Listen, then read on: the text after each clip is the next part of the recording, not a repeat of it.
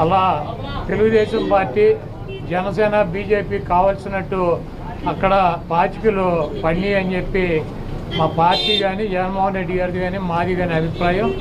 అదేవిధంగా రేపు రాబోయే రోజుల్లో ఈ 6 నెలలు కూడా కొంత టైం ఇచ్చి చూద్దాము. ఆ తర్వాత చంద్రబాబు నాయుడు చెప్పినటువంటి దొంగ హామీలని ఎట్టి పరిస్థితుల్లోనూ నెరవేర్చలేడు. ఎందుకంటే ఇవాళ చూసాం సూపర్ 6 అని పెట్టాడు. ఆ సూపర్ 6లో 18 సంవత్సరాలు దాటినటువంటి ప్రతి మహిళకి 1500 పెన్షన్ ఇస్తా అన్నాడు. రేపు 1వ తారీఖు ఇస్తున్నాడా? దాని గురించి మాట్లాడట్లా. 3 గ్యాస్ సిలిండర్లు ఇస్తా అని చెప్పాడు. దాని గురించి మాట్లాడట్లా. బస్సుల గురించి మాట్లాడట్లా. అదేవిధంగా బీసీ కానీ ఎస్సీ కానీ ఎస్టీ కానీ వర్గాలకి 50 సంవత్సరాలు దాటిన వాళ్ళకి పెన్షన్ ఇస్తానని చెప్పాడు సూపర్ 6లో. దాని గురించి మాట్లాడట్లా. అది ఎప్పుడు ఇస్తాడో చెప్పట్లా. అదేవిధంగా ఇంకోటి 20 లక్షల మందికి నిరుద్యోగులకి ఉద్యోగాలు ఇప్పిస్తాను. ఉద్యోగాలు కనుక ఇప్పించలేకపోతే ఈ లోపు 3000 రూపాయలు నిరుద్యోగ వృత్తి కూడా ఇస్తానని చెప్పి సూపర్ 6లో పెట్టాడు. మొన్న తెలంగాణలో హరీష్ రావు గారు మాట్లాడుతూ చెబుతున్నాడు చంద్రబాబు నాయుడు గారు చెప్పిన వాగ్దానాన్ని ఏమీ చెప్పాడు. 1000 రూపాయలు ఈయన పెంచింది. ఇప్పుడు వచ్చి 3000 ఆల్రెడీ ఇచ్చేది జగన్మోహన్ రెడ్డి గారు 3000 ఇస్తా అంటే ఈయన వచ్చి 1000 ఇచ్చాడు. మీరు అక్కడ 2000 ఇస్తా అంటే రేవంత్ రెడ్డి 4000 చేయాలి కాబట్టి అక్కడ ఇబ్బంది పడుతూ ఉంటాడు. ఇంకా ఈయన సూపర్ 6 అని చెప్పి ప్రతి మహిళకి 1500 రూపాయలు ఇస్తా అన్నాడు 18 సంవత్సరాలు దాటిన వాళ్ళకి. మరి ఆ వాగ్దానం ఎప్పుడు చేస్తాడు? రేపు 1వ తారీఖు ఇవ్వరా? కాబట్టి తెలుగుదేశం పార్టీ ఆయన ఇచ్చినటువంటి వాగ్దానాలను చంద్రబాబు నాయుడు చేసినటువంటి వాగ్దానాలని పక్కదారి పట్టించడానికి ఊరికినే నిన్నేమో పోలవరం వెళ్ళి వచ్చాడు సోమవారం, మళ్ళీ గురువారం ఏమో అమరావతి వెళ్ళి వచ్చి అక్కడ ఎన్ని తిరిగి ఈయన కాలక్షేపం కబుర్లు కాలక్షేపం మాటలు ఊరికినే ఆయన వెళ్ళి అటు ఇటు తిరిగి రావడం తప్పించి ఎప్పుడు నువ్వు సూపర్ 6 అమలు చేస్తున్నావు స్పష్టంగా చెప్పాలని చెప్పి మేము డిమాండ్ చేస్తున్నాం. Sir home minister first target కొడాలని అని కూడా చెప్తాను. ఇప్పుడు ఇది ప్రజాస్వామ్య దేశం. ఎవరిని టార్గెట్ చేసుకున్నప్పుడు నేను పోయినంత మాత్రాన నన్ను టార్గెట్ చేస్తే వైఎస్ఆర్ కాంగ్రెస్ పార్టీ ఏం ఆగదు. జగన్మోహన్ రెడ్డి గారు ఇంటికి కూడా వీళ్ళు ఏం పీకలేరు. నన్ను కాదు జగన్మోహన్ రెడ్డి గారిని టార్గెట్ చేస్తారు. ఇక్కడ మీరున్న సెక్యూరిటీ అంతా తీసేసి గన్మెన్లను తీసేసి ఇంకా 15 రోజులు ఎలక్షన్ జరగలేదు, కమిటీ సిఫార్సులు రాలేదు, ఇక్కడ మొత్తం అంతా కూడా సెక్యూరిటీ తీసేశారు కదా. తీసేసి ఎల్లో మీడియా కెమెరాలు పట్టుకొచ్చి జగన్మోహన్ రెడ్డి గారి ఇంట్లోకి ఎట్టేళ్ళాలి, గోడ దూకి ఎట్టేళ్ళాలి, ఇవన్నీ కూడా వాళ్ళే చూపిస్తున్నారు. కాబట్టి ఇక్కడ టార్గెట్ ఎవడు దొరికితే ఆ టార్గెట్. ఇటువంటి వాటికి భయపడే ప్రసక్తి లేదు. ఎవడెవడికి టార్గెట్ ఎవడెవడి చేతులు ఏం రాసి ఉందో అవన్నీ పైన ఉన్నటువంటి భగవంతుడు నిర్ణయిస్తాడు.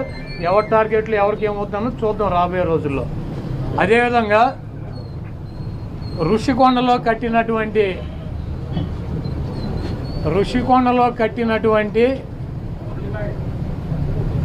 పర్యాటక కేంద్రంలో కట్టినటువంటి భవనాలనే ఈ సిగ్గు ఎగ్గు లేనటువంటి తెలుగుదేశం పార్టీ, ఈ సిగ్గు ఎగ్గు లేనటువంటి ఎల్లో మీడియా అది జగన్మోహన్ రెడ్డి గారి నివాసం అని చెప్పి చూపిస్తున్నారు 3 రోజుల నుంచి. వెళ్ళి జగన్మోహన్ రెడ్డి గారు అక్కడ నివాసం ఉన్నాడా? జగన్మోహన్ రెడ్డి గారు 2014 నుంచి 19 దాకా ప్రతిపక్ష నాయకుడిగా ఉన్నాడు. ఆయన కార్యాలయం లోటస్ పాండ్, ఇల్లు లోటస్ పాండ్. ఆయన లోటస్ పాండ్ హైదరాబాద్ నుంచే ప్రతిపక్ష నాయకుడికి ఉన్న 5 సంవత్సరాలు నడిపాడు. ముఖ్యమంత్రి అయిన తర్వాత 5 సంవత్సరాలు ఈ తాడేపల్లిలో ఉన్నటువంటి ఇల్లు క్యాంప్ ఆఫీస్ ఇక్కడి నుంచే నడిపాడు ఆయన కార్యాలయాన్ని కానీ ఇంటిని కానీ. జగన్మోహన్ రెడ్డి గారి రక్తంలో లేదు. ప్రభుత్వం కట్టించినటువంటి ఇళ్లలో ఉండటం కానీ ప్రభుత్వం కట్టించినటువంటి గెస్ట్ హౌస్లో ఉండేటువంటి కర్మ జగన్మోహన్ రెడ్డి గారికి పట్టల. జగన్మోహన్ రెడ్డి గారు వైజాగ్లో సొంత ఇల్లు కట్టుకున్నాక అక్కడ షిఫ్ట్ అవుతాడు. అంతేగాని టూరిజం ప్లేస్లో కట్టినటువంటి ఆ హౌస్లో జగన్మోహన్ రెడ్డి గారు వెళ్తాడని చెప్పి ఎవడు చెప్పాడు వీళ్ళకి, వెధవులకే? అది జగన్మోహన్ రెడ్డి గారి కోసం కట్టించుకున్నటువంటి ఇల్లు అని చెప్పి రకరకాలైనటువంటి కథనాలు రాస్తున్నారు. అది ఒక అంతర్జాతీయ రాజధానిగా తీర్చిదిద్దాలన్నదే వైఎస్ఆర్ కాంగ్రెస్ పార్టీ లక్ష్యం. దాన్ని రాజధాని చేయాలన్నదే ఆ రోజు నిర్ణయించుకున్నాం. కాబట్టి అక్కడ ఇంటర్నేషనల్ సెమినార్లు జరుగుతున్నాయి. అనేక మంది ఇంటర్నేషనల్ సంబంధించినటువంటి దేశ విదేశాల నుంచి అనేక మంది పారిశ్రామికవేత్తలు వస్తున్నారు. కనీసం వాళ్ళకి సౌకర్యం ఉండటానికి అవకాశం లేనటువంటి పరిస్థితి ఉంది. కాబట్టి ఉత్తరాంధ్రలో ఉద్దానంలో దాదాపు 700 కోట్ల రూపాయలు పెట్టి హాస్పిటల్ కట్టించారు కిడ్నీ పేషెంట్ల కోసం అని చెప్పి. అదేవిధంగా విజయనగరం కావచ్చు లేదా పార్వతీపురం కావచ్చు, ఉత్తరాంధ్రలోనే 650 కోట్ల రూపాయలు పెట్టి ఒక్కొక్క మెడికల్ కాలేజీ కట్టించారు. అదేవిధంగా టూరిజం ప్లేస్లు అంతర్జాతీయ సంస్థలు కానీ వ్యక్తులు కానీ వచ్చినప్పుడు అక్కడ ఒక విధిది ఉండాలని చెప్పి ఒక మంచి భవనాన్ని నిర్మిస్తే 7 బిల్డింగులు అయ్యి, ఒక బిల్డింగ్ కాదు 7 బిల్డింగుల్లో జగన్మోహన్ రెడ్డి గారు ఉండరు. 7 బిల్డింగులు కట్టారు. ఆ 7 బిల్డింగుల్లో 7 బ్లాకుల్ని చూపించేది జగన్మోహన్ రెడ్డి గారు 450 కోట్ల రూపాయలు పెట్టి ఇల్లు కట్టుకున్నారని చెప్పి ఈ దుర్మార్గమైనటువంటి ప్రచారం చేస్తున్నారు. ఇవన్నీ కూడా ప్రజలు గమనిస్తారు. చంద్రబాబు నాయుడుకి ఇచ్చినటువంటి వాగ్దానాలు నెరవేర్చలేక నీకు సూపర్ 6లో పెట్టినటువంటి వాగ్దానం 1500 రూపాయలు ఇస్తానని చెప్పావా, చెప్పలేదా? 18 సంవత్సరాలు దాటిన వాళ్ళకి రేపు 1వ తారీఖు నీకు దమ్ముంటే 20 లక్షల మంది నిరుద్యోగులకు 3000 ఇస్తానని చెప్పావా లేదా? దాని గురించి చెప్పండి. నువ్వు దొంగ వాగ్దానాలు చేసి అధికారంలోకి వచ్చావు, నువ్వు దాని గురించి మాట్లాడండి ముందు.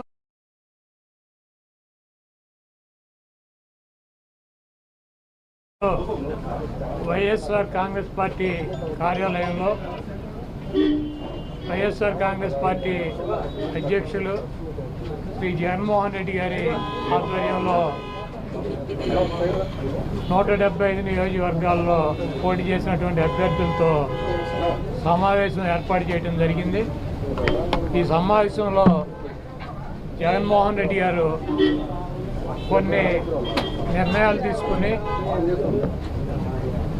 మనకి 1,33 లక్షల మంది ఓటు వేశారు.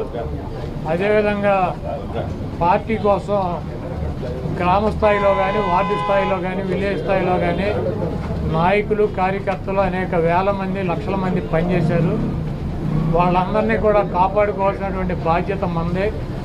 మీరు తప్పకుండా నియోజకవర్గాల్లో ఒక వారం రోజులు పర్యటన చేసి దాడులు జరిగినటువంటి మన నాయకుల మీద కానీ, కార్యకర్తలను కానీ మీరు అండగా ఉండాలని, అదేవిధంగా రాబోయే రోజుల్లో నేను కూడా గాయపడినటువంటి తెలుగుదేశం పార్టీ అల్లరి మూకలు చేసినటువంటి దాడుల్లో ఇబ్బంది పడినటువంటి ప్రతి కుటుంబానికి దగ్గరికి నేను సలహా కాదండి. ఇక్కడ ఒకటి ఏంటంటే నేను చాలా సందర్భాల్లో చెప్తుంటాను, యథా రాజా తదా కేడ్, అట్ ద సేమ్ టైం యథా రాజా తదా సైనిక్.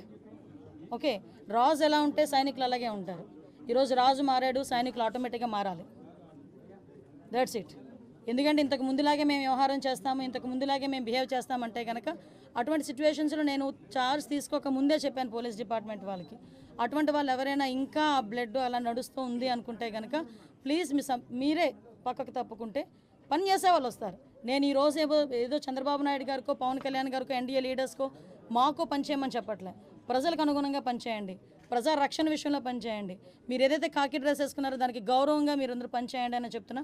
దాని మీద నేను ఈ రోజుకి కూడా స్టాండ్ అయి ఉన్నా. నేను ప్రతిపక్షంలో ఉన్నప్పుడు అదే మాట చెప్పాను, అధికారంలోకి వచ్చి హోమ్ మినిస్టర్ అయిన తర్వాత కూడా అదే మాట చెప్తున్నా. దీనిలో ఎక్కడ కూడా డీవియేషన్ లేదు.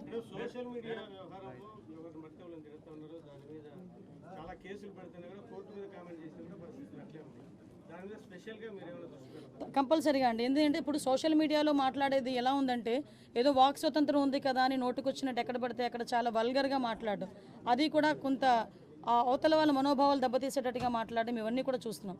మీరు అబ్జర్వ్ చేసే ఉన్నారు. లాస్ట్ టైము ఉన్న గవర్నమెంట్లో ఇంట్లో ఆడవాళ్ళని కూడా బయటకు తీసుకొచ్చి మాట్లాడిన సందర్భాలు కూడా ఉన్నాయి. ముఖ్యంగా వాటి విషయంలో కోర్టులు ఇన్వాల్వ్ అయిన జడ్జెస్ గురించి కూడా మాట్లాడిన సందర్భాలు ఉన్నాయి.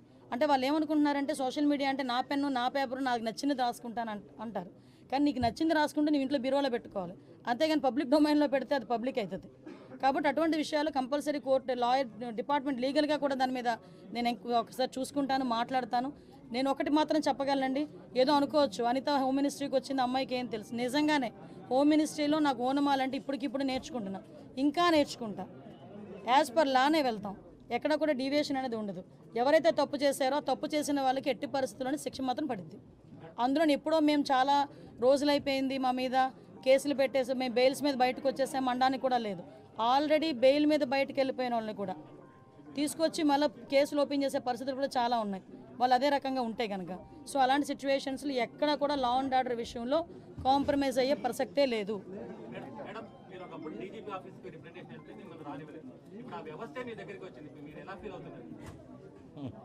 తలరాత అంటారు కదా, వెయిట్. ఒకటేంటంటే అలాగని కాదు, నేను చాలా సందర్భాల్లో చెప్పాను, నేను ఇప్పటికే చెప్తున్నా, డీజీపీ ఆఫీస్కి వచ్చినప్పుడు వాళ్ళు ఎంటర్ చేసి ఒక రిప్రజెంటేషన్ తీసుకుని ఉంటే మహా అయితే పేపర్లో ఎంత కోలం పడేది. మీరు అక్కడ ఆపి నానా యాగి చేసిన తర్వాత ఆటోమేటిక్గా అవుతుంది, ఫ్రంట్ పేజ్లోకి వస్తుంది. అంత అవసరం ఏముంది? మీరు తీసుకెళ్ళిన తర్వాత మీరు చేయాలా చేయలేదా బుట్టదాకలు పడేస్తారు తర్వాత విషయం. ముందు ఒక పబ్లిక్ రిప్రజెంటేటివ్ వచ్చినప్పుడు కానీ పబ్లిక్ వచ్చినప్పుడు కానీ ప్రతి ఆఫీసరు కూడా అది ఏంటి అన్నది రిసీవ్ చేసుకోవాలి. మీకు తెలియదు, లాస్ట్ 5 yearsలో కలెక్టర్ దగ్గరికి వెళ్తా ఉంటే కలెక్టర్ కనిపించేవాడు కాదు, సిపి దగ్గరికి వెళ్తా ఉంటే సిపి కనిపించేవారు కాదు. అంటే వాళ్ళు నేను తప్పు పట్టట్లే, బయట నుంచి వాళ్ళకి వచ్చే ఆర్డర్స్ అలాంటివి. హోమ్ డిపార్ట్మెంట్ని అన్ని డిపార్ట్మెంట్ని ఒక మనిషి గుప్పెట్లో పెట్టుకున్నాడు, అందువల్ల వాళ్ళకి కూడా ఫ్రీ హ్యాండ్ లేదు. నేను లిటరల్లీ నేను డిపార్ట్మెంట్ వాళ్ళని కూడా నేను తప్పు పట్టట్లే, వాళ్ళు కూడా పై అధికారులు ఏం చెప్తారు అది చేయాలి తప్పించి వాళ్ళు ఇండివిజువల్గా చేసే పరిస్థితి లాస్ట్ 5 yearsలో లేదు. ఎంత దారుణం అంటే నేమ్ బోర్డు అనేది వాళ్ళకి ఇచ్చే ప్రైడ్. మీరు పెట్టుకోగలరా నేమ్ బోర్డు? నేను పెట్టుకోగలనా నేమ్ బోర్డు గుండ్ల మీద? అది ఓన్లీ పోలీస్ డిపార్ట్మెంట్కి ఒకరికే సాధ్యం. ఐపీఎస్ఓ లేకపోతే ఏఎస్పీఓ డిఎస్పీఓ ఏసీపీఓ డీసీపీఓ whatever it may be, ఆ భుజాలు గుండ్ల మీద నేమ్ బోర్డు పెట్టుకొని ధైర్యంగా పనిచేసే రోజు పోలీసులకి రావాలని కోరుకుంటున్నాను. ఇప్పుడు వచ్చిందని కూడా నేను భావిస్తున్నాను. Last 5 years without name plate, ఎవరు పోలీసో తెలియదు, ఎవడు బయట నుంచి వచ్చి డ్రెస్ వేసుకుని తిరుగుతున్నాడో తెలియదు. సో అటువంటి సిచ్యువేషన్స్ అయితే ఇంక జరగదు. 100 days యాక్షన్ ప్లాన్ ఇప్పుడే డీజీ గారు నాకు తీసుకొచ్చి ఇచ్చారు. ఒకసారి దీని మీద నేను కూడా చదివి ఒకసారి ఇంకా ఏదైనా మాట్లాడాలనుకుంటే కనుక నేను పై ఆఫీషియల్స్తోని, అదేవిధంగా దీనికి రిలేటెడ్గా డ్రగ్స్ రిలేటెడ్గా ఉన్న శాఖలు చాలా ఉన్నాయి. ఇప్పుడు ఫర్ ఎగ్జాంపుల్ డీఅడిక్షన్ సెంటర్స్ ఉంటాయి, డిపార్ట్మెంట్ ఆఫ్ హెల్త్, అదేవిధంగా మనకి ఫారెస్ట్ డిపార్ట్మెంట్తో మాట్లాడాలి, ఎక్సైజ్ డిపార్ట్మెంట్ వాళ్ళతో మాట్లాడాలి. ఇలాంటి అన్ని డిపార్ట్మెంట్స్తోని కూడా ఒకసారి మాట్లాడి కూలంకషంగా ఉండి ఒకటైతే క్లియర్, ఈ 100 days ప్లాన్లో కంపల్సరీగా గంజాయి డ్రగ్స్ రవాణా అన్నది మ్యాక్సిమం తగ్గిస్తాం. దాని మీదే మేమందరం కూడా వర్కౌట్ చేస్తాం.